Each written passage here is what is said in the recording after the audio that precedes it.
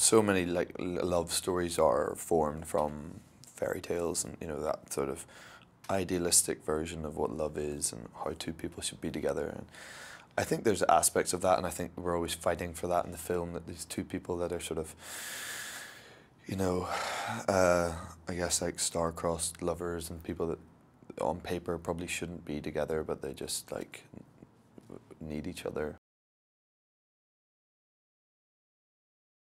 We meet this sort of enigma that is Christian Grey, that he's obviously a very powerful man and he's achieved so much, but nobody really knows a great deal about him, you know, and about his personality. And if he's photographed, he's always photographed alone, so nobody knows about his sort of personal life, and apart from the fact that he's been grossly successful. So Anastasia is, due to a friend's illness, ends up being asked to interview him for the, you know, university paper, and that's the sort of first meeting, which was such a key scene for us to film, and we actually gave it 2 days to film it so that we could really like give it the attention it deserved, and you know, she gets to meet this guy that everyone wants to know about, really, and you know, ends up being quite taken by him as he is with her, and then what ensues is a, you know, mad sort of back and forth like love story. That's what's so powerful, I think, about this film, is that like these people we're both making quite big compromises to, you know, and having to change a lot and open up a side of them that they aren't necessarily comfortable with or have never even explored, to enable to be with each other. That's also, you know, a big part of it. It's that like two people who know they want to be together, but like really have to make wild sort of changes in who they are to have that happen. There's elements of like that sort of superhero power as well, that sort of you know, like unattainable, intangible kind of like being, you know, that like someone like, you know, Bruce Wayne, Batman or something, and it's the same thing. He has like this underground layer with all his mad gadgets, and like he takes on this whole other persona. I think there's, you know, aspects of that you apply to Christian. It's this sort of like, yeah, this unattainable wealth and power, and, you know, with his like fleet of cars and his jets and his glider and his helicopter and all the things that normal people don't have, you know.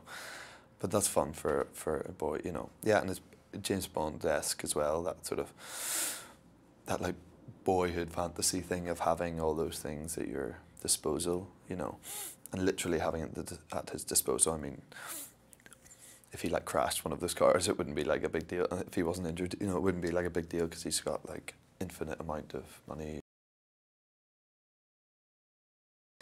He's only let in a tiny bit into his life, and, you know, he wouldn't expose too much about himself. But I mean, with Anna, like, it unlocks this whole side to him, and he breaks so many of his own rules, and, you know, I think that's quite telling about how it is he feels about her, like how taken he is by her, you know, that he lets her in so like far into his world, and, you know, and like sort of taking her up in the helicopter and all that sort of stuff that he's never done before for anyone else. And she essentially sort of unlocks him, you know, with just the way she is, and that like, she has an effect on him that no one else has had before.